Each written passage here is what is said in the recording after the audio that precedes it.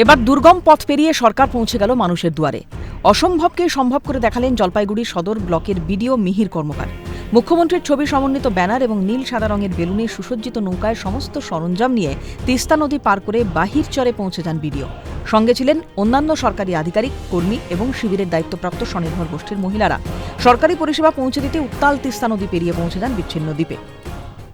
কিভাবে এলো বা কারা নিয়েছেন? আমাদের সবাই, আমাদের স্যাররা, ভিডিও স্যার। আচ্ছা, বিডিও সাহেব এই উদ্যোগটা নিয়েছেন? হ্যাঁ। কেন এর আগে তো হয়নি, এবারই প্রথম হচ্ছে? হ্যাঁ, ওখানকার লোকেদের অসুবিধা হচ্ছে, আচ্ছা, এখানে হলে সুবিধা হবে সবাই। অংশগ্রহণ করবেন? আমরা এসএসজি। বলছিলাম, এর আগে কি এলাকায় দুয়ারে সরকার কর্মসূচি হয়েছে? না, হয়নি, এই প্রথম। কেমন লাগছে? ভালো, এক নতুন অভিজ্ঞতা। মানে সদ্য যে সব বাচ্চা হয়েছে আর কি, যে শিশু জন্মগ্রহণ করেছে, নবজাতক শিশুদেরকে রেশন কার্ডের পাইয়ে দিয়ে আসে। একটি বিচ্ছিন্ন দ্বীপের মতো অবস্থান করছে জলপাইগুড়ি সদর ব্লকের বোয়ালমারি নন্দনপুর গ্রাম পঞ্চায়েতের অন্তর্গত বাহিরচর।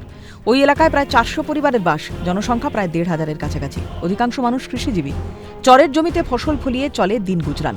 প্রতি বছর বর্ষায় বন্যা কবলিত হয়ে পড়ে এলাকা।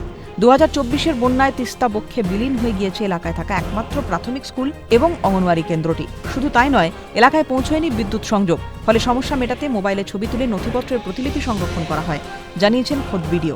এখানে আমরা জানি যে ইলেকট্রিসিটি নেই। আচ্ছা, এখানে আমাদের অনেক সমস্যা হবে, তার জন্য আমরা মোবাইলে ব্যবস্থা করেছি। যারা জেরক্স দিতে পারবে না তাদেরটা আমরা ছবি তুলে ফোল্ডার করে আমাদের নাম সহ আমরা অফিসে নিয়ে এসে প্রিন্ট আউট বার করে নেবো। কিন্তু এর আগে আমি এমনিতে এসছি আর কি। হ্যাঁ, মানে এমনি আমার এখানকার লোকজনের সাথে কথা বলতে অন্য টাইমে এসছি, তখনই আমার মনে হচ্ছে যে এখানে দুয়ারে সরকার করার প্রয়োজন। হয়তো আমরা যদি ক্যাম্প এদিকে করি, সেখান থেকে আসতে একটু অসুবিধা হয়ে যায়, আমরা তাই তাদের কাছে চলে যাচ্ছি বা বাহির চলে যাচ্ছে, বাহির চলে আমরা ক্যাম্প করছি, যাতে সেখানকার মানুষ একটা সুবিধা থেকেও বঞ্চিত না হয়। দুয়ারে সরকার পৌঁছে যাওয়ায় বিডিওর প্রতি কৃতজ্ঞতা প্রকাশ করেছেন বাহিরচরের বাসিন্দারা। আমরা এলাকাবাসীর পক্ষ থেকে ওনার কাছে কৃতজ্ঞ, শুধু না, মানে ওনাকে কী বলে এই মুহূর্তে ধন্যবাদ দিব আমরা জানি না, কিন্তু আমরা চাচ্ছি এই ধরনের সক্রিয় বিডিও সাহেব প্রতি ব্লকে করুক, তবেই কিন্তু পরিষেবা পৌঁছবে। মমতা ব্যানার্জির তার যে চিন্তাধারাকে বাস্তবায়িত করার জন্য সেই দুয়ারেই নিয়ে যাচ্ছে। এরকম পরিষেবাতে এই প্রথম বোধহয় চর এলাকায়। হ্যাঁ, চরকে প্রথম। বিগত বছরগুলিতে বোয়ালমারি নন্দনপুর গ্রাম পঞ্চায়েতের একাধিক এলাকায় দুয়ারে সরকার ক্যাম্পের আয়োজন করা হলেও বঞ্চিত থেকে গিয়েছে শুধুমাত্র বাহিরচক এলাকা। যাতায়াতের ভরসা বলতে নৌকা বা যন্ত্রচালিত বোট।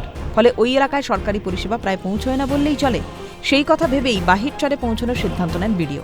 কৃষাণ ক্রেডিট কার্ড, লক্ষ্মীর ভাণ্ডার সহ মোট 37টি পরিষেবা দেওয়া হয় শিবির থেকে। তিতাস পালের রিপোর্ট, ক্যালকাটা নিউজ।